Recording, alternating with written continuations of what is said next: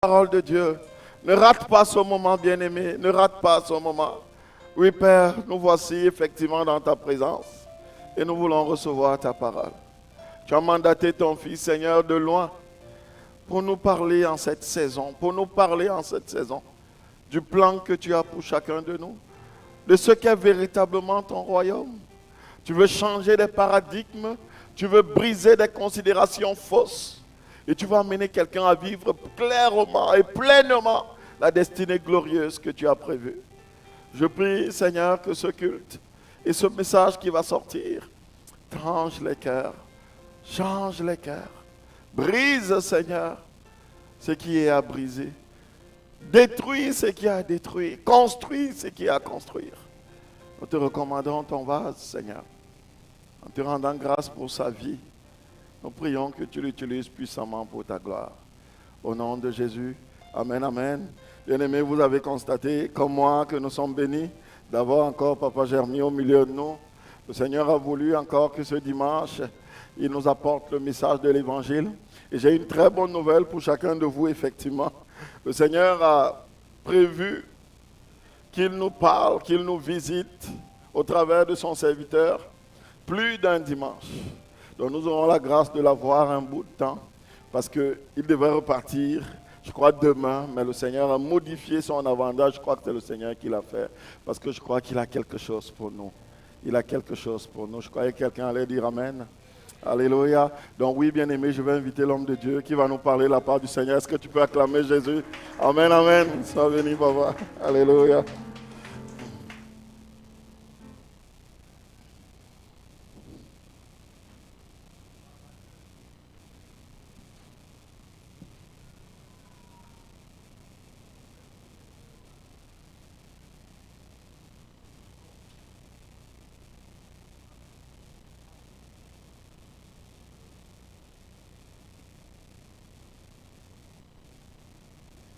Moi-même, j'admire ce que Dieu est sur le plan de faire pour nous.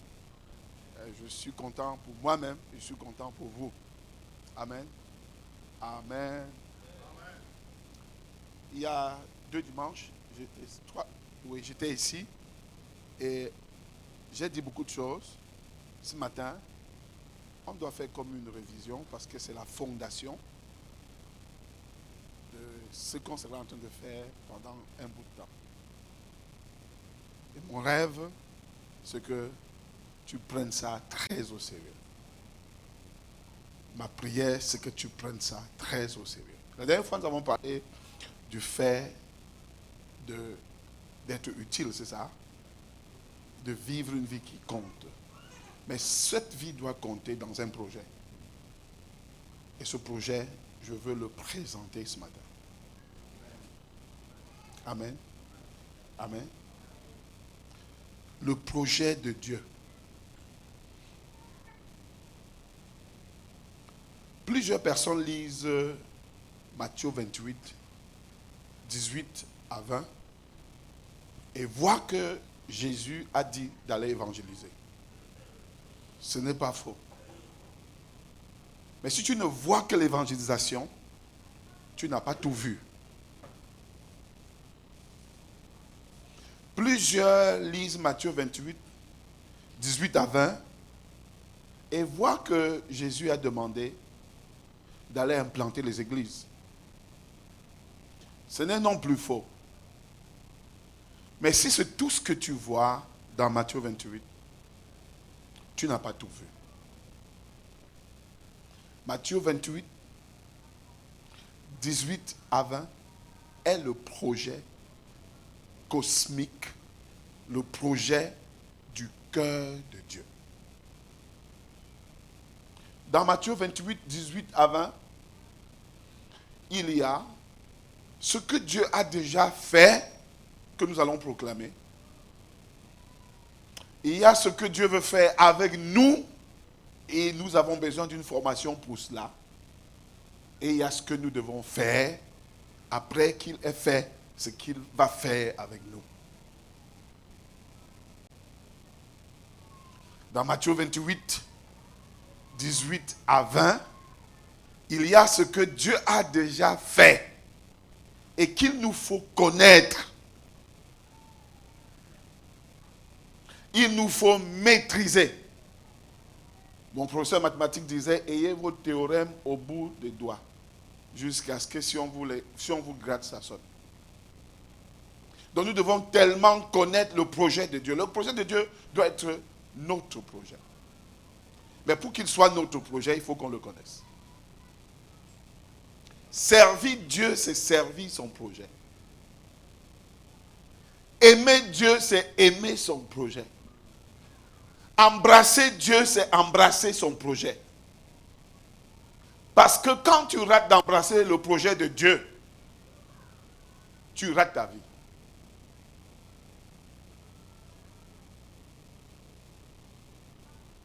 Et je prie et je souhaite que personne ici ne passe à côté. Ne passe à côté. Je voudrais bénir Dieu pour votre pasteur qui embrasse, qui aime Dieu. Ça, c'est ce que je veux dire. Et qui met Dieu, et Dieu seulement, pas lui, pas l'Église, en avant. Et qui veut. Le meilleur leader, c'est celui qui veut conduire les gens vers Dieu et non vers lui. C'est tout. Le leader de Dieu, c'est celui qui veut conduire les gens vers Dieu. Je loue Dieu parce que dans les échanges que nous avons eus ce dernier temps, et pas très longtemps, pas pour beaucoup de temps, il a pu croire, il a pu voir que nous avons quelque chose à vous apporter. Et il a pu ouvrir les portes de son cœur et de vous pour que vous puissiez écouter. Je voudrais vous rassurer que vous vivrez pour vous réjouir d'avoir passé cette saison avec nous. Et s'il y a quelqu'un que vous aimez, vous voudrez bien lui dire de faire tout pour ne pas manquer ce qui va suivre. Vous ferez mieux de lui donner les liens de votre culte pour qu'il écoute, même s'il est à distance. Vous savez, si c'est une structure qui nous réunit, nous allons bientôt nous séparer.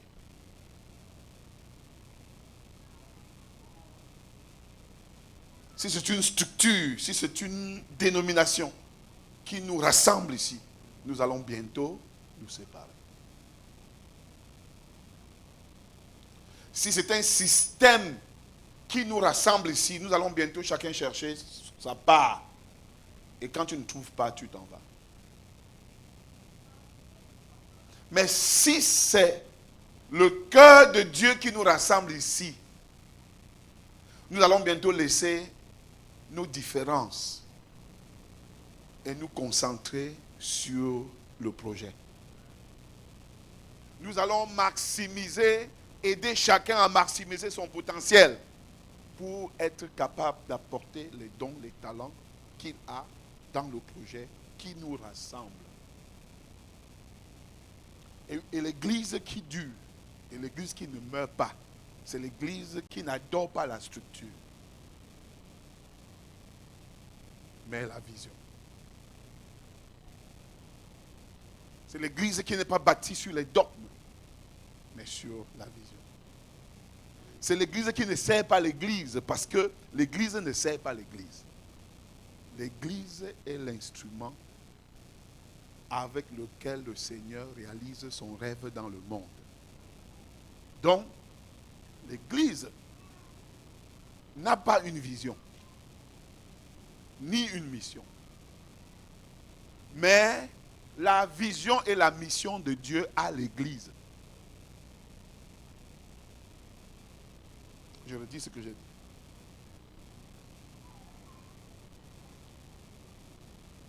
L'église n'a pas une vision à elle. L'église n'a pas une mission à elle. Mais la vision et la mission de Dieu ont l'Église comme instrument.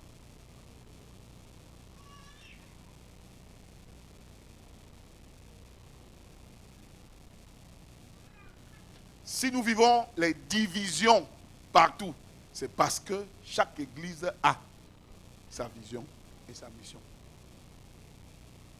Si nous sommes en compétition, c'est parce que chaque Église a sa vision et sa mission.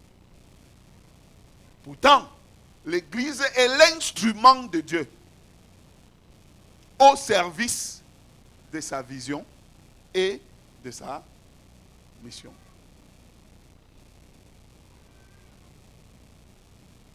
On est ensemble? Si on est ensemble, lève juste la main comme ça. L'Église est quoi? L'instrument de Dieu au service de sa vision et de sa mission, que nous appelons le projet. Donc si on veut résumer maintenant, l'Église est quoi?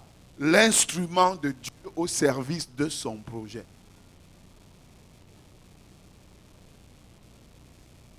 Amen. L'Église donc n'est pas un lieu où tu pars. L'église n'est pas un lieu où tu pars. L'église, c'est ce que tu es.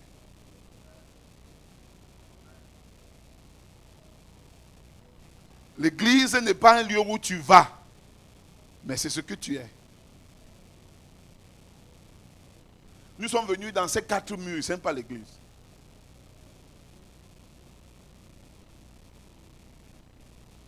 Et bientôt, nous allons changer. Et peut-être on va faire de ça un magasin. Ou bien un lieu d'habitation.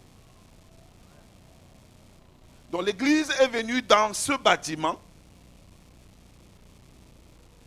Ce bâtiment a abrité l'église. Regarde à ton voisin, dis-lui, c'est toi l'église. Non, regarde ton voisin, dis-lui, c'est toi l'église, c'est toi l'église. C'est toi l'église. C'est toi l'église. Et demain, nous allons partir d'ici pour être ailleurs. Nous irons trouver un autre bâtiment, ou bien construire un autre bâtiment. On construit le bâtiment et l'église entre. Donc, l'église n'est pas un lieu. L'église, c'est ce que toi, tu es. Donc, il faut donc être une vraie église. Parce que si tu es l'instrument de la réalisation du projet de quelqu'un et tu es faux, c'est la misère, non? Si tu es l'espoir de quelqu'un et tu es faux, c'est que c'est grave. Si on est l'espoir de quelqu'un, on devrait tout faire pour être vrai. Si tu es l'espoir de quelqu'un et tu es faux, c'est que la personne sera misérable toute sa vie. Je déclare que Jésus ne sera pas misérable à cause de toi, au nom de Jésus. Au nom de Jésus. Au nom de Jésus. Au nom de Jésus. Dieu veut régner sur la terre à travers toi. Dis-le à ton voisin. On sera soft ce matin. On sera. Dieu veut régner sur la terre à travers toi. On est ensemble? Dieu veut gouverner sur la terre à travers toi. C'est ce que Dieu veut faire. Donc, si quelqu'un t'a dit que tu es seulement de passage, dis-lui que non, je ne suis pas de passage. Je suis là où Dieu veut que je sois. Et je suis là où je serai avec Dieu. Dieu va me retrouver ici. Hein? N'est-ce pas, nous attendons Jésus? Qui attend Jésus? Qui attend Jésus? Donc, Dieu va nous retrouver ici, non? Hein? Nous ne sommes pas ici pour préparer les gens pour aller au ciel. Nous sommes ici pour aider les gens à accueillir le ciel dans leur vie. Parce que c'est seulement ceux qui ont le ciel dans leur vie maintenant qui iront au ciel s'ils meurent avant que le ciel ne descende.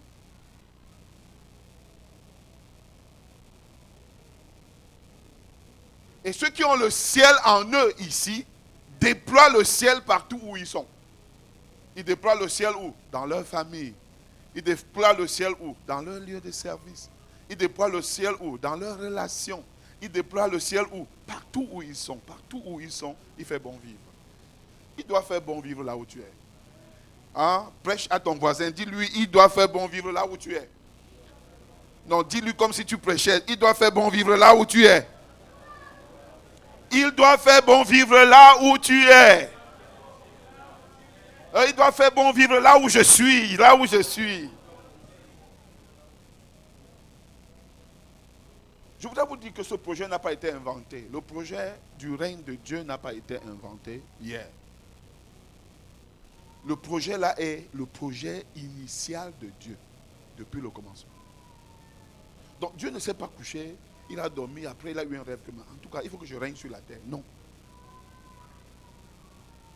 Ça a été toujours son rêve de régner sur la terre à travers l'homme. Lisons dans Genèse 1, 26 à 28. Quelqu'un peut lire pour nous?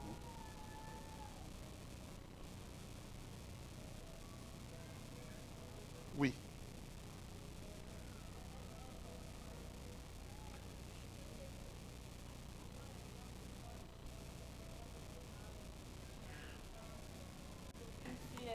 Sur les poissons de la mer, sur les oiseaux du ciel, sur les bestiaux sur toute la terre, sur les bestiaux sur toute la terre et sur tous les reptiles et les insectes. Dieu créa les hommes de sorte qu'ils soient son image. Oui, il les créa de sorte qu'ils soient l'image de Dieu. Il les créa hommes et femmes. Dieu les bénit en disant, soyez féconds, multipliez-vous, remplissez la terre, rendez-vous-en maîtres et dominez les poissons des mers, les oiseaux du ciel et tous les reptiles et les insectes. Amen. Dieu a créé la terre comme l'extension de son domaine, comme l'extension de son royaume invisible. Dieu a dit, je veux maintenant me rendre visible. Et il a créé, et lorsqu'il a fini de créer tout avec l'argent, avec l'or, avec le pétrole, avec le diamant, lorsqu'il a fini de faire la layette, vous savez que quand une femme accouche avant de faire la layette, on dit qu'elle est négligente, non? Hein? Hein? On fait la layette avant d'accoucher. Et la layette n'est pas autant importante. Ce qui rend la layette importante, c'est la présence de l'enfant. Qui sait ça? Ce qui rend la layette importante, c'est quoi? La présence de l'enfant. La layette existe pour l'enfant. L'enfant n'existe pas pour la layette. L'enfant vient valoriser la layette. Ce n'est pas la layette qui valorise l'enfant. On est ensemble? On est ensemble? Ce n'est pas la layette qui valorise l'enfant. Donc, si la layette finit, l'enfant ne vient pas, on ne va pas célébrer la layette. Mais pour dire que cette layette est excellente, il faut qu'elle soit sur quoi? Sur l'enfant. Dieu ne pouvait jamais se réjouir d'une terre vide. Dieu ne se réjouit pas de l'or, ni de l'argent, ni du diamant, ni de tout. Il se réjouit de l'homme qui va gérer, valoriser l'or, valoriser le diamant, valoriser le fer, valoriser tout ce qu'il a créé avant. On est ensemble? Donc, aux yeux de Dieu, ce n'est pas la richesse du monde qui est importante.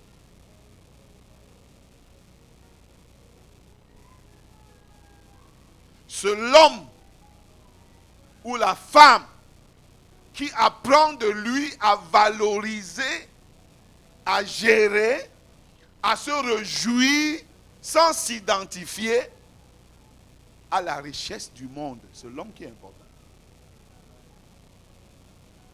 On est ensemble? Donc, tu ne gagnes pas plus de valeur aux yeux de Dieu avec ta voiture. Non. Tu ne gagnes pas plus de valeur aux yeux de Dieu en vertu de la maison dans laquelle tu vis. Non. Non. La maison a de la valeur parce que tu y es.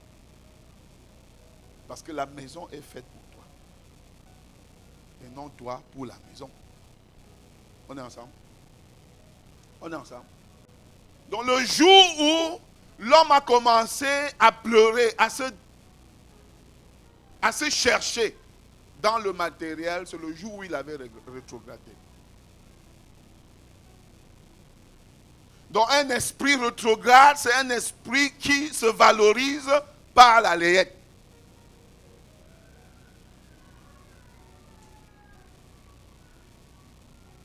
Donc, si tu es ici ce matin et tu penses que tu as de la valeur par l'habit que tu portes, non, c'est toi qui donnes la valeur à l'habit. Encore que si on crée ces habits-là, tu ne viens pas acheter, le créateur là sera très malheureux. Amen. Donc quand Dieu a créé l'homme au commencement, il ne l'a pas créé pour quelque chose, il l'a créé pour lui. Il l'a créé pour qu'il lui rende son monde, pour qu'il gère son monde, pour qu'il valorise, pour qu'il dise à Dieu, tu es grand, en voyant tout ce que tu as fait. On est ensemble? Je veux qu'on parle seulement. Hein? Dieu a créé l'homme pour qu'il gère, pas pour qu'il possède. Il y a une différence entre gérer et quoi? Et posséder. Dieu a créé l'homme pour qu'il gère tout ce qu'il a mis sur la terre et non pour qu'il devienne le possesseur, pour qu'il devienne le gérant. Dis avec moi, gérant. Le gouverneur. L'intendant.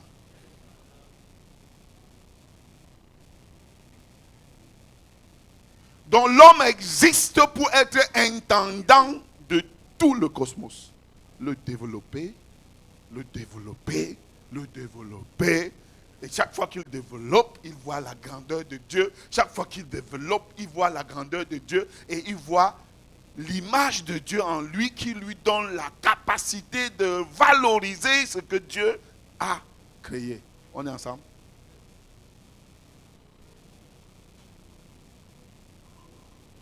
Donc, l'homme est créé pour faire quoi? Pour gérer. Le plan de Dieu pour l'homme, c'était qu'il gère. Pour qu'il ne devienne pas qu'il devienne le propriétaire ni le possesseur et qu'il ne s'évalue pas avec ça. Un homme ne s'évalue pas avec ce qu'il a. Un homme s'évalue par qui il est.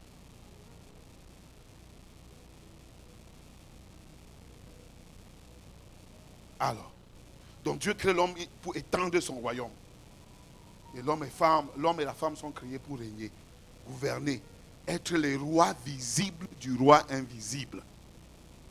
Amen. Être les rois visibles qui représentent sur la terre visible le roi invisible. Voilà la fonction de l'homme.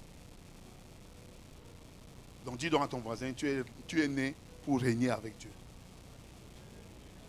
Non, dis-le lui vraiment, tu es né pour régner avec Dieu.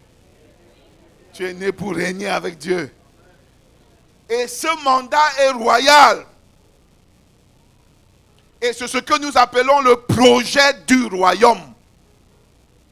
Avoir l'homme dont la volonté est alignée à celle de Dieu et qui gère le monde comme si c'est Dieu qui le gérait.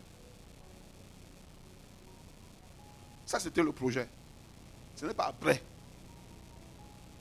Ce n'est pas après que Dieu a pensé à ça. Il a pensé à ça avant de créer l'homme. Amen. Donc je suis en train de te délivrer des gens qui veulent prophétiser ta destinée. Parce que je suis en train de te dire que ta destinée, c'est de régner. C'est de gouverner. Donc tu n'as pas une enveloppe à donner pour ça à quelqu'un. Ni une sémence pour qu'il te dise ta destinée. Dis la destinée de ton voisin. Dis-lui sa destinée. Ta destinée, c'est régner avec Dieu. Hein? Cesse de faire les semences pour ça. Hein? Qui a compris? Cesse de faire la semence pour... Ne jeûne pas pour ça. Non. C'est déjà fini. Dieu connaît pourquoi il t'a créé. Il t'a créé pour que tu gouvernes, pour que tu règnes, pour que tu gères, pour que tu administres, pour que tu fonctionnes en son nom.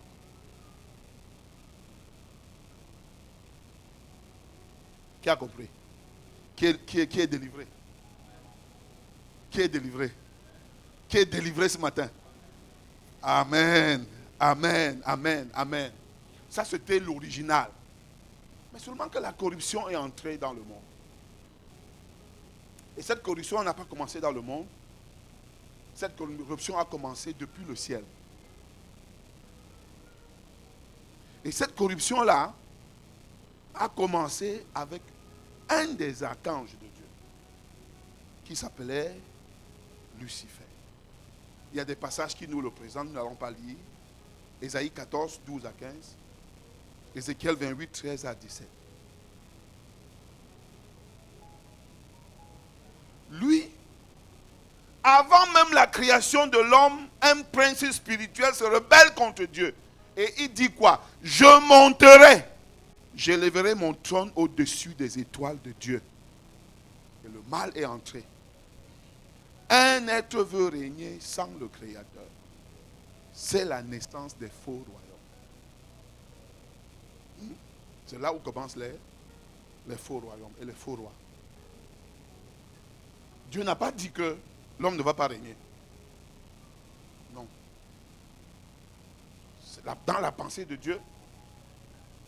Mais cet ange décide qu'il doit régner à la place de Dieu. Il va même régner au-dessus de Dieu.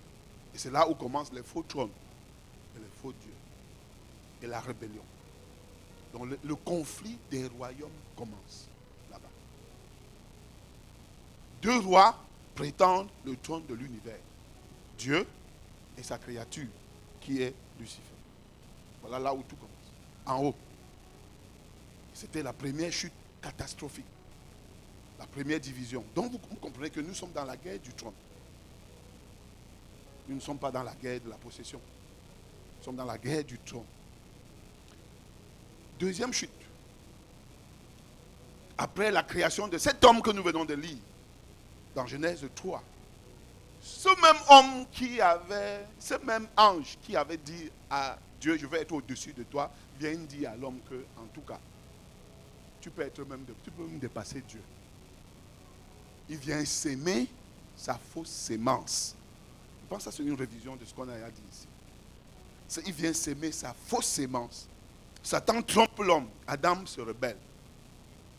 Celui qui devait gouverner la terre sous Dieu, n'oubliez pas, Adam devait gouverner la terre sous Dieu. Maintenant, veut gouverner sans Dieu. Inspiré par quelqu'un qui était déjà un rebelle, qui avait déjà créé une fausseté. Et maintenant, en désobéissant, il remet la désobéissance, la domination terrestre à Satan. Quand Adam accepte, il donne la gestion à Satan.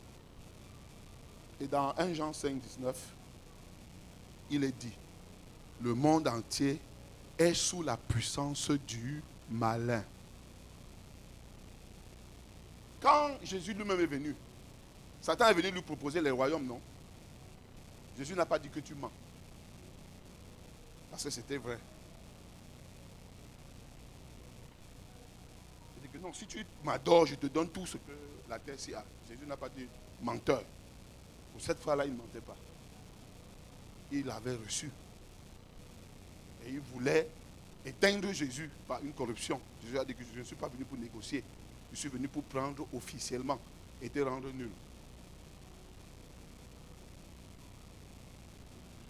Donc, le résultat, la présence de Dieu se retire ou bien l'homme quitte le domaine de Dieu. Il doit maintenant se battre par lui-même. Le royaume de Dieu ne fonctionne plus avec l'homme. Dieu reste le roi, mais il cherche qui doit diriger la terre avec lui. Il contrôle toujours, Mais il nous observe parce que nous avons décidé de faire comme nous. Et la création entre dans la souffrance. Qui peut lire pour nous Romains 8, 20 à 22. La terre, l'univers entre dans la souffrance.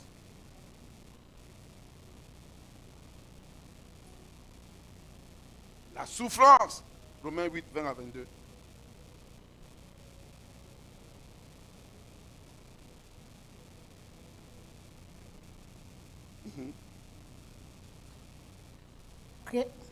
Car la création a été soumise à la vanité, non de son gré, mais à cause de celui qui l'y a soumise. Oui. Avec l'espérance qu'elle aussi sera affranchie de la servitude de la corruption, pour avoir part à la liberté de la gloire des enfants de Dieu. Wow. Or, nous savons que jusqu'à ce jour, la création tout entière soupire et souffre les douleurs de l'enfantement. Donc la création est rentrée dans la souffrance.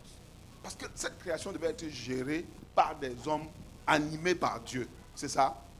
Désormais, elle est gérée par des hommes, mais pas animés par Dieu, par leurs intérêts.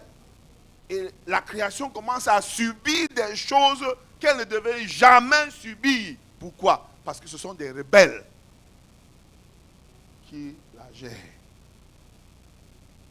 Il y a une troisième chute que nous avons mentionnée. Satan ne s'arrête pas là. À un moment donné, il inspire les autres fils de Dieu. On ne va pas lire Genèse 6, 1 à 12. Il dit que bon, maintenant, allez avoir des rapports sexuels avec les fils des hommes là. C'est là. Franchissez la barrière. Pourquoi Dieu dit, allez-y.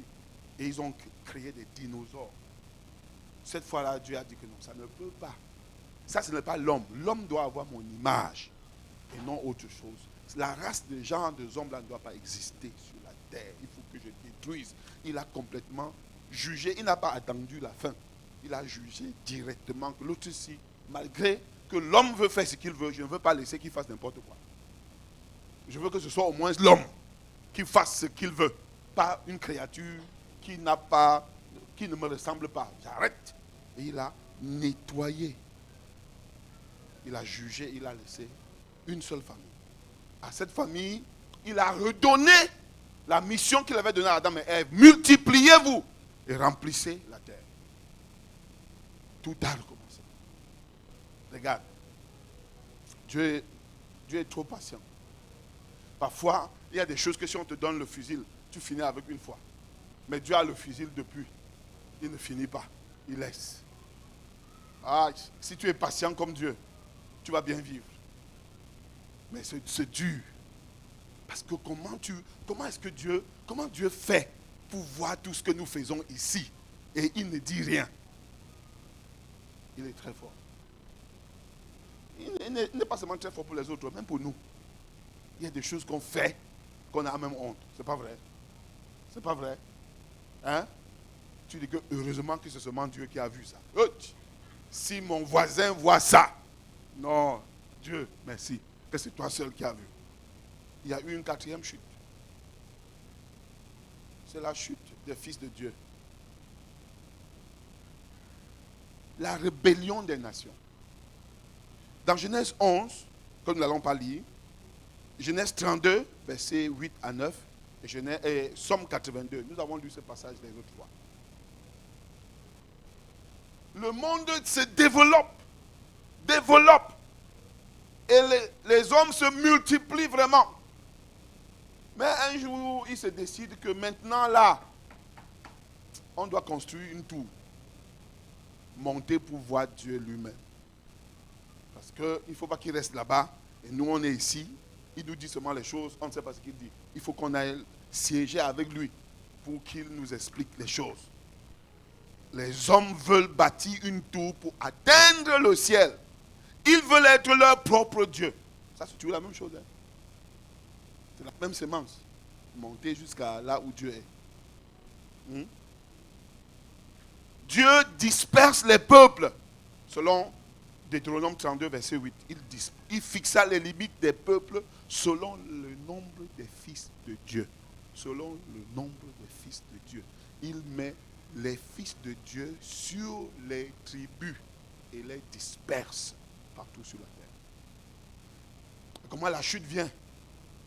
Ces mêmes fils de Dieu deviennent eux-mêmes des dieux.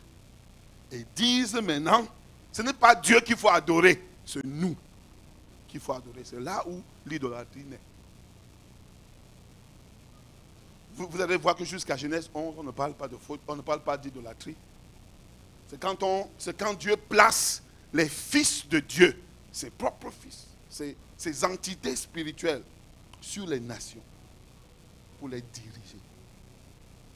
Que eux maintenant, ils se transforment et disent que bon, comme tu nous as donné aussi l'opportunité maintenant, ce n'est pas à toi qu'on va donner l'adoration, c'est nous-mêmes qui allons recevoir l'adoration. Je veux que désormais, quand tu dis à Jésus, tu es le Fils de Dieu, tu comprends pourquoi Jésus est le Fils de Dieu. Parce que tellement de fils de Dieu ont déçu Dieu. Tellement de fils de Dieu ont déçu Dieu que Jésus est le seul Fils de Dieu qui n'a pas déçu Dieu et qui a donné toute l'obéissance à Dieu et à qui Dieu a donné toute son affection. Donc je veux que quand tu lis désormais Fils de Dieu, parlant de Jésus, ton cœur se réjouisse. Ce n'est pas, quand tu dis que je déclare que Jésus est le Fils de Dieu, là, tu n'es pas en train de dire quelque chose de facile. Tu es en train de dire quelque chose de compliqué. Tu es en train d'énerver quelqu'un en face. Parce que quelqu'un qui n'a pas pu être le Fils de Dieu, qui s'est rebellé, quand il voit qu'il y a un fils qui a obéi à Dieu, la haine commence. Mais il ne peut rien. Il ne peut rien. Et il ne fera jamais rien. Amen. Amen. Donc dans Somme 82, 1 à 6, Dieu juge ces fils de Dieu là, qui ont désobéi, qui ont rendu le monde en un champ d'idolâtrie. Il dit que non, ça c'est trop. Vous avez trop fait. Maintenant, j'avais dit que vous êtes des dieux, mais maintenant je vous dis que vous allez mourir. Vous allez disparaître. Et moi, je vais susciter un vrai fils de Dieu. C'est ce que Dieu dit. Tu peux encore relire Somme 82. Dieu se tient dans l'assemblée divine. Et il dit, vous êtes des dieux, mais vous mourrez comme des hommes. Parce que vous avez désobéi.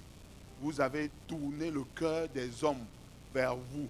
Au lieu de me les laisser se connecter à moi, vous les avez. Regarde, nous les pasteurs qui détournons les gens. Au lieu de les connecter à Dieu, on les connecte à nous là.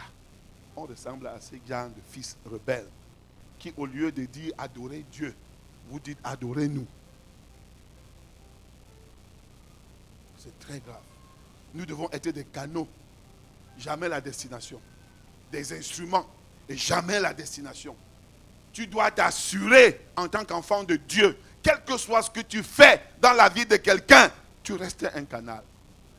Et tu es seulement en train de vouloir connecter la personne à Dieu, pas à toi. Parce que si tu prends la place de Dieu, tu ne peux pas être fils de Dieu. Tu ne peux pas être enfant de Jésus. Tu ne peux pas être ami de Jésus. Parce que Jésus a tout fait pour ne jamais prendre la place de Dieu. N'est-ce pas vrai? N'est-ce pas vrai? Donc, les nations dont tombent, Dieu les juge. Mais avant que Dieu ne fasse ça, il a choisi un homme parmi les nations païennes qui s'appelle Abraham. Et dans Genèse 12, verset 1 à 3, il constitue un nouveau peuple qui compte sur Abraham. Je suis en train de vous donner toute la Bible. Et je vous aide à relire votre Bible de la bonne façon. Amen. Amen. Cesse de courir derrière les gens qui prennent un verset biblique par ici, il explique, il apprend, là-bas, il explique. Non, c'est une histoire qui se déroule. Ce n'est pas le hasard. Ce n'est pas le hasard. Vous savez, si je ne suis pas infirmier, mais je suis un homme de Dieu. Je suis sûr de moi. C'est ça? Est-ce qu'il y a une infirmière ici? Un futur? Ouais. Maintenant, si demain matin tu te retrouves à l'hôpital et tu es malade, tu as le panari, et tu me vois en blouse, Tu me vois en quoi? En blouse. Et tu vois une infirmière normale, aussi à l'hôpital. Elle, tu connais, c'est une infirmière. Et puis moi, je te dis, hé, ma soeur, c'est quoi? Pasteur, j'ai le panari. Tu dis, viens. La nuit ici, là, Dieu m'a donné la révélation de la médecine. Je veux opérer ton panari, là. Et l'autre infirmière dit, bon, tu as le choix entre pasteur qui a reçu la révélation de la médecine la nuit et moi qui pratique la médecine depuis. Toi, tu vas donner ton doigt à qui? Hein? À l'infirmière. Si le pasteur disait qu'il va prier pour ton doigt, tu vas accepter. C'est pas ça. Mais s'il dit qu'il va opérer ton doigt, tu préfères qui?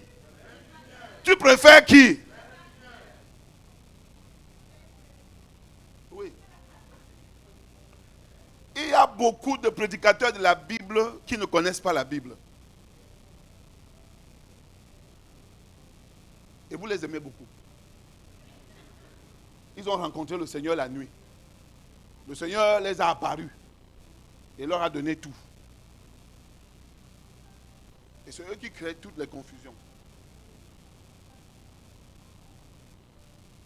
Jésus est venu, il avait le Saint-Esprit. Il devait donner le Saint-Esprit à ses disciples. Mais il a pris 3 ans pour leur expliquer l'histoire. Et même à la fin, il n'avait pas bien compris. Il est revenu faire une répétition de 40 jours sur le même sujet. C'est pas ça? 3 ans. 3 ans avec eux pour leur enseigner l'histoire. Et ils n'ont pas toujours bien compris. Quand il est mort, chacun a dit que rentrons au village, allons pêcher, fais tout. Et ils sont rentrés. Jésus est encore allé les prendre. Et pendant 40 jours, il fait les répétitions, le même sujet. Et à la fin, maintenant, ils disent toujours que... Donc c'est quand tu vas revenir que tu vas restaurer la nation d'Israël. Jésus dit que taisez-vous. Toute ma vie, 40 jours, en ce qui concerne la nation d'Israël, ça ne vous regarde pas. Vous recevrez une puissance, celle du Saint-Esprit. C'est en ce moment-là que Jésus leur donne son esprit. Jésus ne oint pas l'ignorance. Il oint la connaissance.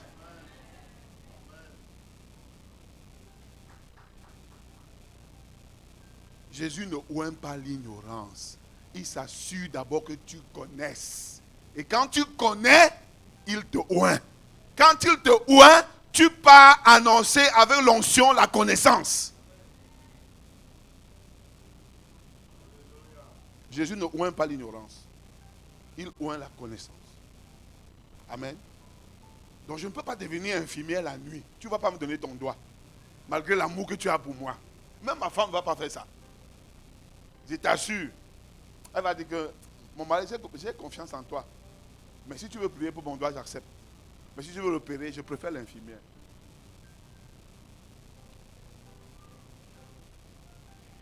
La 5e chute, la trahison d'Israël. Je ferai de toi une grande nation et toutes les familles de la terre seront bénies par toi. Donc Dieu a déjà jugé et condamné les entités spirituelles qu'il avait placées sur les nations. Dieu cherche maintenant leur salut et il choisit Abraham. Il leur dit que vraiment, crée-moi une nation qui me représente, s'il te plaît. Et par toi, je vais sauver les autres nations. Et Abraham, et plus tard, il dira au peuple d'Israël dans Exode, chapitre 19, versets 5 à 6, notre lectrice là peut lire, ou bien moi, vous serez pour moi un royaume de prêtres, c'est ça? Et une nation sainte. Ce n'est pas sainte pour la sainteté, ce n'est pas sainte pour la pureté, c'est sainte parce que mise à part pour atteindre les autres nations. Ta part de sainteté qui est seulement que tu ne fumes pas, tu ne bois pas, tu ne pars pas en boîte, tu ne couches pas avec les femmes et les hommes et tout ça, si c'est ça seulement ta sainteté, c'est que même un bouddhiste est saint. Même un musulman est saint. La sainteté, c'est être mis à part pour faire quelque chose. Donc tu es saint par rapport à ce que tu fais et non seulement par rapport à ce que tu ne fais pas. Déjà, ce que tu ne fais pas là est bon. Acclame pour toi pour ce que tu ne fais pas. Acclame vraiment pour toi pour ce que tu ne fais pas. Vraiment. Acclame vraiment pour toi pour ce que tu ne fais pas. Mais si c'est seulement ça, qui fait ta sainteté, tu as raté une autre partie de la sainteté. La sainteté, c'est être mis à part pour faire quelque chose que Dieu t'a dit de faire. Donc Israël n'est pas sainte parce qu'elle n'est pas comme les autres nations. Israël est sainte parce qu'elle est une nation avec un mandat pour les autres nations. Pourquoi? Parce que Dieu veut que c'est l'homme qui dirige l'univers, mais que l'homme là soit sous lui. Donc ne te vante jamais par rapport à quelqu'un. Vante-toi pour lui.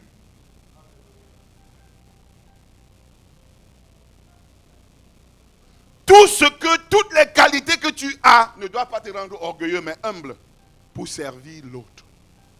Parce que quand Dieu te met à part, il te met à part pour devenir Dieu pour quelqu'un. Il te met à part pour que tu vois mieux la condition de l'autre et la tienne. Tu dis que non. Quel que soit ce qu'il faut que je fasse, celui-ci doit sortir de ci pour être ici. Israël, au contraire, s'est mis à se vanter. Regarde-nous les païens là. Hein? Vraiment, Dieu va vous juger. Vous allez voir ça, vous allez voir le feu. Et tout ce qu'Israël voulait entendre, c'est que le feu de Dieu va descendre sur les nations. Ça, c'est tout ce qu'Israël voulait entendre. Dieu dit que non, je n'étais pas choisi pour toi. Toutes les nations m'appartiennent. C'est ce que Dieu dit, non? Que toutes les nations m'appartiennent. Mais moi, je t'ai choisi. Regarde, tous les hommes de ta famille appartiennent à Dieu. Mais il t'a choisi. Il t'a mis à part. Pas pour que tu te vantes. Oh, vraiment, j'étais comme vous. Mais maintenant, le Seigneur m'a fait grâce. C'était seulement ta grâce. Ce genre d'évangélisation qui devient la vantardise, c'est la folie. C'est la moquerie. C'est n'importe quoi. Et tu ne dois pas faire ça. Au nom de Jésus. Tu ne vas pas faire ça. Au nom de Jésus. L'évangélisation, c'est la simplicité. L'évangélisation, c'est la compassion. L'évangélisation, c'est le désir de voir quelqu'un sortir du trou. Mais Israël a aussi trahi le projet. Il se détourne du vrai Dieu pour adorer les faux dieux des nations. C'est ça le dilemme. Toujours adorer les faux dieux. Il y a une compétition du trône jusqu'à présent dans ton cœur. Il y a une compétition. Et c'est ça la vraie compétition. Ils ont suivi la vanité. Ils ont adoré Baal. Ils adorent quelqu'un que Dieu a déjà jugé. Et prononcé le jugement. Que vous allez tomber. C'est ça le dilemme. Les prophètes pleurent et avertissent. Jérémie 2,13. Ils ont abandonné la source d'eau vive pour se creuser des citernes crevassées. Et finalement, la gloire de Dieu quitte le temple. Parce que Dieu a vu que, même comme il avait abandonné là, ils avaient le temple. Et ils venaient au temple pour dire que mais nous avons le temple. Dieu est quand même toujours là. La gloire de Dieu, dans Ézéchiel 10, 18 à 19, la gloire de Dieu se retira du seuil de la maison. Et ils sont restés dans une maison qui n'avait plus de gloire. Dieu est parti. Israël tombe. Le trône de Dieu sur la terre est vide. Il n'y a plus personne. Personne. Et les empires humains, Babylone, Perse, Grèce, Rome, dominent maintenant le monde. Dès qu'Israël tombe, les autres nations se lèvent et commencent à dire, il s'agit de nous maintenant. Il s'agit de nous. On a tapé Israël. On a tapé Israël. Et chacun commence à se vanter. Le royaume de Dieu sur terre semble perdu complètement. Et Dieu doit restaurer. Dieu dit avec moi, Dieu doit restaurer. Dieu doit restaurer par un roi promis. Et maintenant, Mais Dieu n'abandonne jamais le projet. Les prophètes annoncent qu'un roi va venir. Israël voulait, tout ce qu'Israël voulait entendre, un roi va venir. Et ce roi rétablira la justice. Il rétablira le règne de Dieu sur terre. C'est ce qu'il dit dans Ésaïe 9, 6 à 7 que vous pouvez lire. Un enfant nous est né, c'est une prophétie. Un fils nous est donné. Et la domination, dit avec moi quoi? La domination. Qu'est-ce que Dieu avait donné à Adam? La domination. Qu'est-ce qu'il promet donner au fils? La domination. Se reposera sur son épaule. Dans Daniel 7, 13 à 14. Le Fils de l'homme reçoit quoi? La domination, la gloire et le règne. Et tous les peuples font quoi? Le serviront. Nous sommes dans cette histoire de trône. Nous sommes dans cette histoire de royaume. Pas autre chose. Et je prie que tu saisisses bien cette histoire. Amen. Un roi céleste viendra reprendre le trône terrestre. C'est ce que l'Ancien Testament dit. Un roi céleste viendra. Et ce roi, c'est Jésus-Christ. On est ensemble? On est ensemble? On est ensemble? Mais rappelez-vous que l'histoire est devenue compliquée. Ce n'est pas seulement Adam qui a compliqué l'histoire. C'est aussi les rois des nations qui ont rendu l'histoire plus con. Donc quand Jésus vient, il n'a pas seulement l'histoire du péché d'Adam à résoudre. Tu as compris? Il a aussi quoi? Il doit aussi détrôner les entités spirituelles qui gouvernent les nations. Par exemple, je vous donne un exemple. Daniel est à Babylone. C'est ça? Et il prie. Il prie tellement que Dieu dépêche un ange pour aller lui répondre à sa prière. Mais quand il arrive, le prince de Perse lui résiste. Qui a compris ça? Pourquoi le prince de Perse lui résiste? Parce que c'est un prince qui est rebelle. Dieu l'avait établi sur la tribu pour lui Dieu. Mais il s'est détourné de Dieu et a demandé, adorez-moi. Et maintenant, c'est moi qui dirige, c'est moi qui commande. Maintenant, il se trouve que dans la tribu, il y a un homme qui connaît Dieu et il invoque Dieu. Et Dieu descend. Et le prince de Perse dit que, mais attends, Gabriel, tu ignores que c'est moi qui suis ici. Attends. Va dire à Dieu que j'ai dit que tu ne passes pas. Daniel d'abord fait quoi ici? Pour commencer. N'est-ce pas, Dieu a créé la nation d'Israël et il nous a jugés et nous a donné les nations. Il vient encore faire quoi ici? Daniel fait quoi ici? Daniel continue de prier, de prier, de prier. Dieu dit que, mais comment? J'ai envoyé Gabriel depuis, non? Pourquoi il n'arrive pas? Le prince de Perse, il dépêche un autre ange qui retrouve Daniel, qui retrouve Gabriel.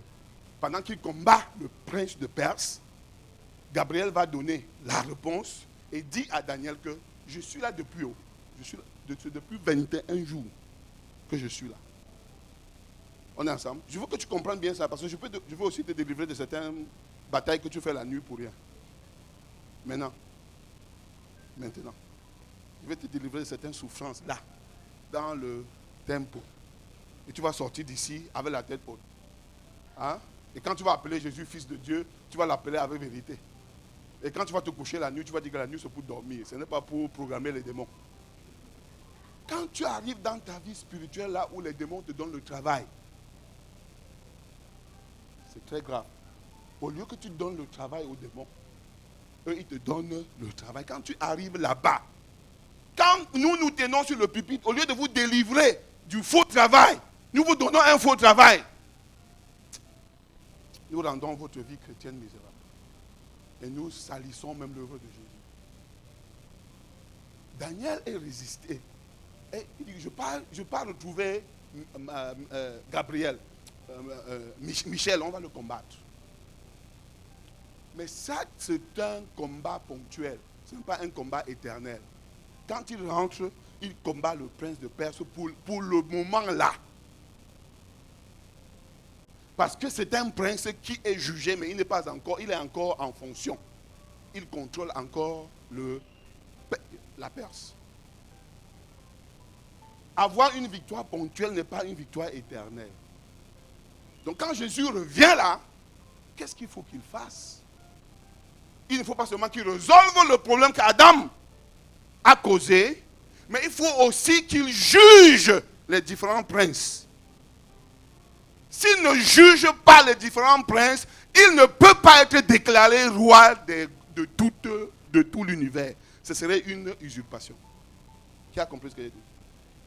Tu as bien compris? Non, tu n'as pas encore compris. Tu m'as vu parler. Si lui, toi tu contrôlais une partie, et c'est ta partie. Maintenant, comment je fais pour dire que je te contrôle? Il faut que je te renverse. Tu as compris? Tu as compris?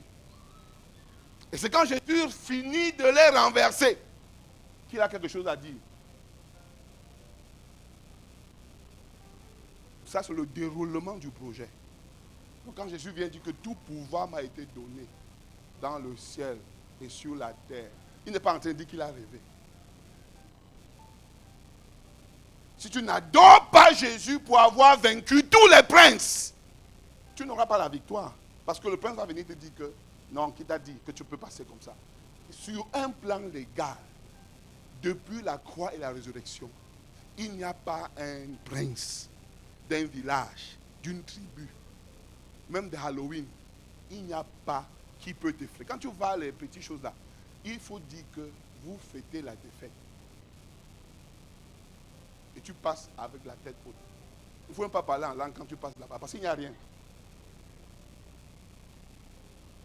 Hein? Il n'y a rien. Les gens fêtent la défaite. Donc l'accomplissement, le roi est couronné. Quand Jean-Baptiste vient, il commence à annoncer dans Matthieu 2, repentez-vous car le royaume des cieux s'est approché. C'est ça, non? Vous comprenez? Jésus s'est approché. Le royaume qui s'était retiré, le roi est en train de revenir prendre le contrôle. Il s'agit de ça. Il ne s'agit pas de combien de péchés tu as commis, de combien de mensonges tu as dit. C'est pas ça.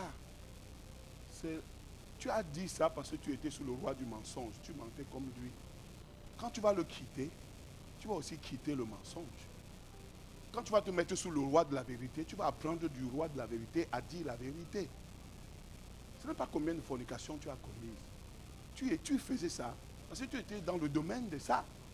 Maintenant, quand tu quittes le domaine et tu vois allégeance au roi de la sainteté, il va t'apprendre comment on vit de façon sainte. Il ne va même pas mentionner tes bêtises là. Parce qu'il sait que tu es contrôlé par quelqu'un. Maintenant, quand tu te décides que je ne suis plus là, et que maintenant je te mets à mon école, je vais maintenant t'apprendre comment on vit ma vie. Et il t'apprend. Et il est patient que tu apprennes. Tu sais, la raison pour laquelle les gens ne confessent pas leur péché, parce qu'il n'y a personne à qui il peut le faire.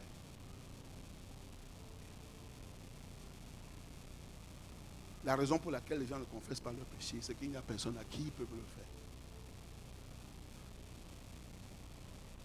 Sans être jugé, rejeté, méprisé, sans être passé à une sainte d'hypocrisie.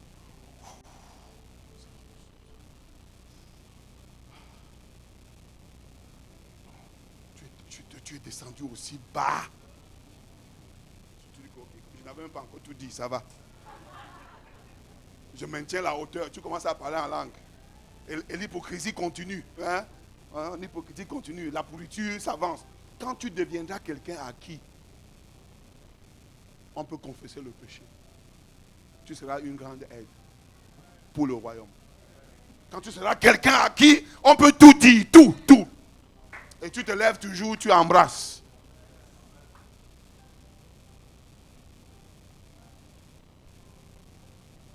Tu vas changer le monde. C'est pourquoi chacun d'entre nous préfère que c'est Dieu qui connaisse ces choses. Parce que Dieu ne t'appelle pas au nom de tes choses que tu fais. Il n'y a que les hommes qui t'appellent au nom des choses que tu fais. Le jour que Dieu va t'appeler, il ne va pas appeler le péché que tu as commis avant-hier. Il va t'appeler. Mais à l'église, quand tu as commis le péché il y a 10 ans, et on va se souvenir de toi, qu'est-ce qu'on dit? Tu ne sais pas, la soeur qui avait accouché à 15 ans là, tu vois pourquoi nous sommes disqualifiés, non? Nous sommes disqualifiés. Nous sommes disqualifiés. Donc, repentez-vous car le royaume des cieux est proche. C'est-à-dire quoi? Changez de royaume. Oh, changez de royaume car le vrai royaume est proche. C'est ce que Jean-Baptiste dit. Dis avec moi, changer de royaume. Changer de royaume, c'est changer aussi de roi. Et changer de roi, c'est abandonner l'autre. Et abandonner l'autre, c'est embrasser le vrai roi. Et heureusement, ce vrai roi a vaincu les autres rois. Et tu peux sortir de ta tribu sans être inquiété. Et passer à côté des hôtels sans prier. Quand je passe à côté des hôtels de mon village, je vois les gens là-bas, je m'arrête, je les salue doucement et je pars. Parce qu'il n'y a rien là. Celui qui l'adore là a déjà été vaincu. Sur un plan légal, il ne peut rien me faire. Rien. Si je reste là-bas même, ils vont me détester. Et moi, je ne veux pas les juger. Parce que si quelqu'un ne connaît pas Dieu, laisse-le adorer les dieux. Au moins, il est soulagé dans sa conscience. Ton travail, ce n'est pas condamner les dieux, c'est de leur révéler Dieu. Dis avec moi, mon travail, ce n'est pas les condamner, d'adorer les idoles, mais de leur révéler le vrai Dieu. C'est ça ton travail. C'est ça ton travail. C'est ça ton travail.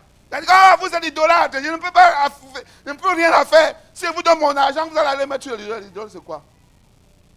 Ils ont été jugés, condamnés, vaincus, détrônés. Et Jésus couronné sur la terre. Ils s'embrouillent.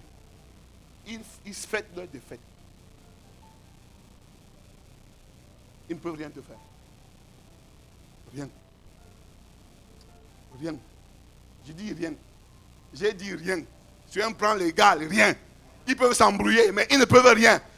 Quand tu as gagné un procès, et quelqu'un vient revendiquer, tu lui sors l'acte, non? L'acte légal, non?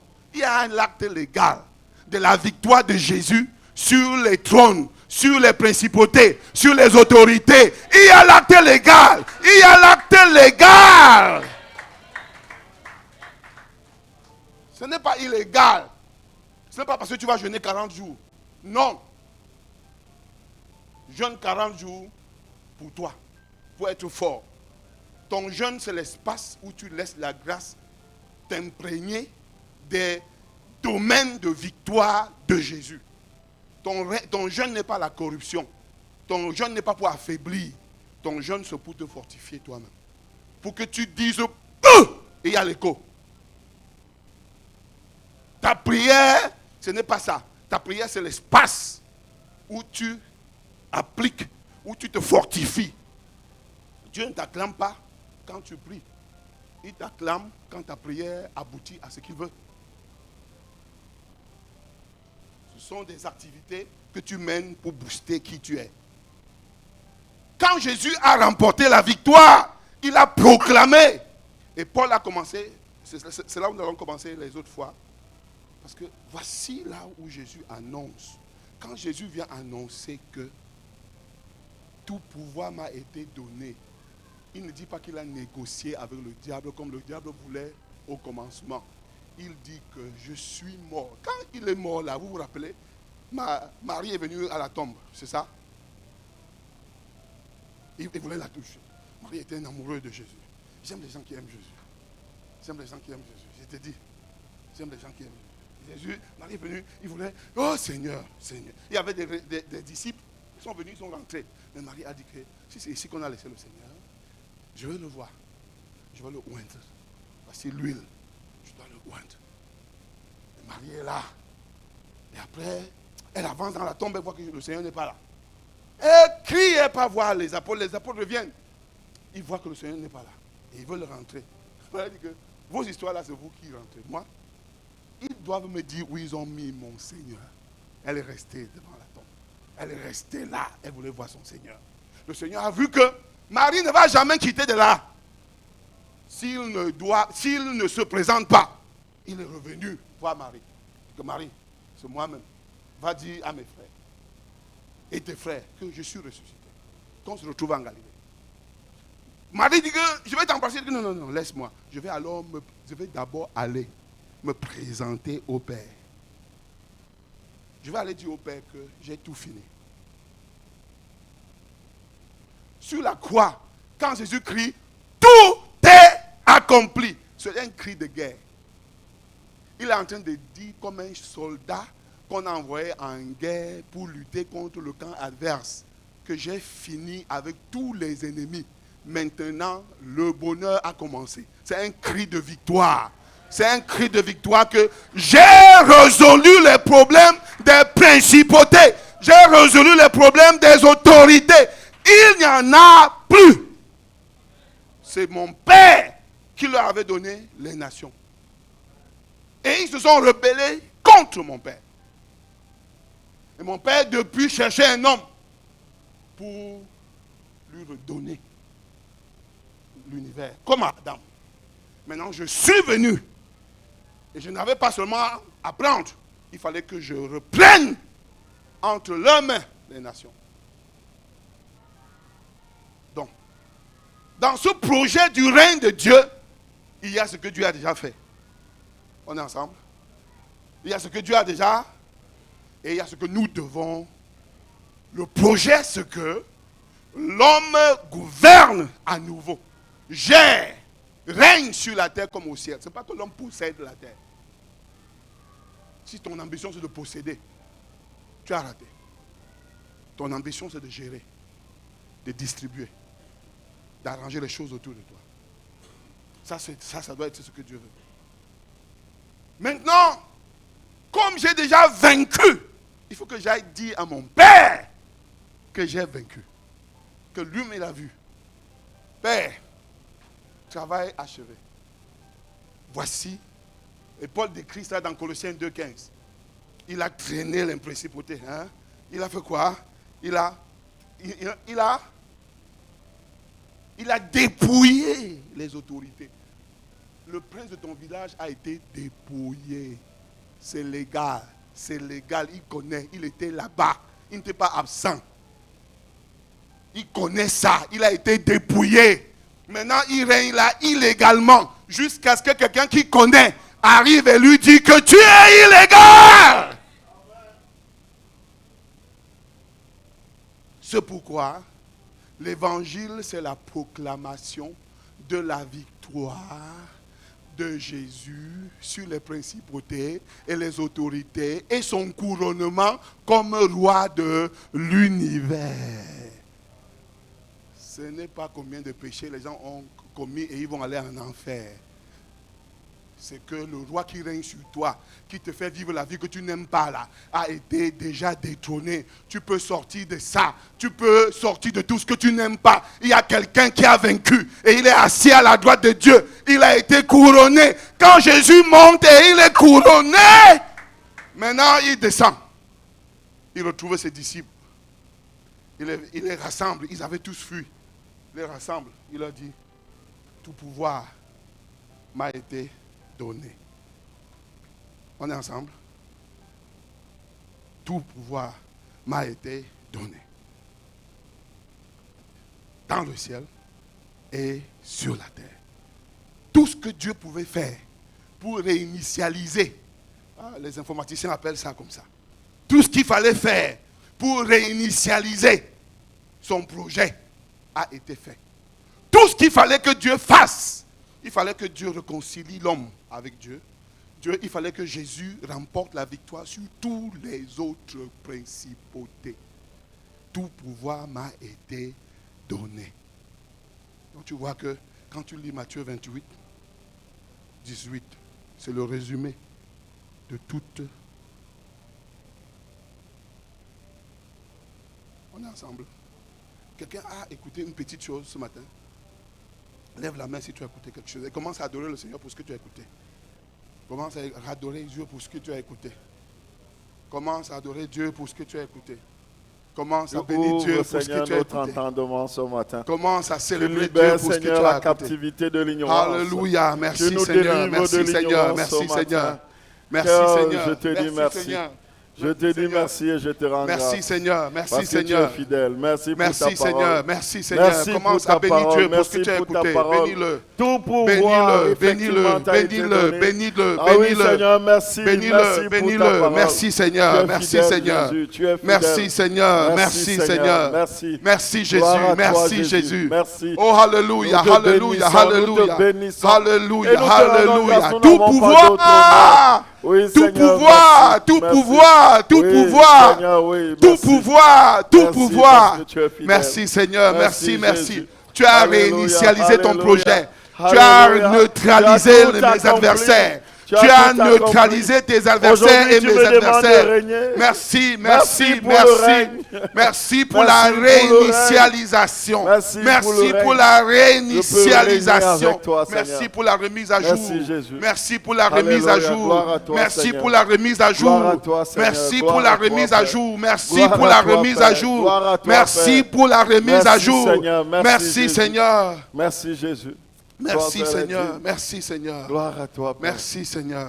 Alléluia. Merci Seigneur. Merci, Jésus. Merci Seigneur. Merci, tu sors Merci, ton peuple, tu Seigneur. nous sors de l'ignorance. Merci, Tu Seigneur. nous délivres de l'ignorance. Merci, Seigneur. Tu nous délivres de l'ignorance. Merci, Seigneur. Merci Seigneur. Merci, Seigneur. Merci Jésus. Merci Alléluia. Jésus. Merci Merci, Jésus. Seigneur. Merci Jésus. Tu es fidèle. Merci Jésus. Seigneur. Alléluia. Merci Jésus. Merci, Seigneur. Merci Jésus. Merci. Alléluia. Je te donne une minute. Je te donne une minute. Je te donne une minute. À toi-même. À toi-même. Pour célébrer Dieu pour cette Merci, victoire. Seigneur. Pour Merci célébrer pour la Dieu victoire. pour cette victoire. Merci pour la Pour victoire. célébrer Dieu pour cette Merci victoire. pour la victoire. Tu peux Seigneur. faire la différence. Merci pour la Tu peux victoire recommencer. que tu m'as donnée. Tu peux, Seigneur, si Dieu merci recommence, parce tout le que monde tu peut m'as recommencer. donné Si de Dieu comprendre recommence, tout le cette monde peut parole. recommencer. Merci pour la victoire. Seigneur. Alléluia, J'ai alléluia. reçu cette Si Dieu victoire. recommence, tout le monde peut Oui, recommencer. toi, tu as réinitialisé. Si Dieu recommence, tout Je le veux monde peut réinitialiser recommencer. aussi, Seigneur. Dieu a tout Je réinitialisé. recommence, oh Jésus. Oh, il est reparti Merci, à zéro. Seigneur. Il est reparti Tu peux à repartir zéro. à zéro Tout avec- pouvoir. Et je prie que tu m'aides à repartir à zéro. C'est pour Seigneur. cette raison que celui qui déclare Oui, que pour Jésus faire est le ta Fils de volonté. Dieu est sauvé. Pour faire ta volonté. Parce qu'il est le Fils de Dieu Pour qui est faire ta couronné volonté. sur les trônes, Pour sur faire le ta trône de volonté. l'univers. Pour Dit faire que ta Jésus volonté. est le Fils de Dieu, c'est dit Seigneur, qu'il est mon merci. roi. Merci. Dit que Jésus est le Fils de Merci. Dieu, c'est Merci. dit qu'il est mon roi. Merci, Seigneur. Merci, Seigneur. Merci Alléluia. Jésus, merci Jésus. Alléluia. Merci Merci, Jésus. Seigneur. Merci Jésus. Merci, Jésus. Merci Jésus. Nous décidons de repartir Merci, encore Seigneur. à zéro. De Merci, commencer quelque chose de nouveau avec Merci toi. Jésus. Merci, Seigneur. Merci Jésus. Alléluia. Père, je te dis merci ce matin. Oh Jésus. Merci, Seigneur. Je te dis merci pour mes frères. Quel que soit le combat qu'il y a dans leur esprit maintenant, Alléluia. Saint-Esprit, renforce la vérité. Merci, Seigneur. Renforce la vérité. Alléluia.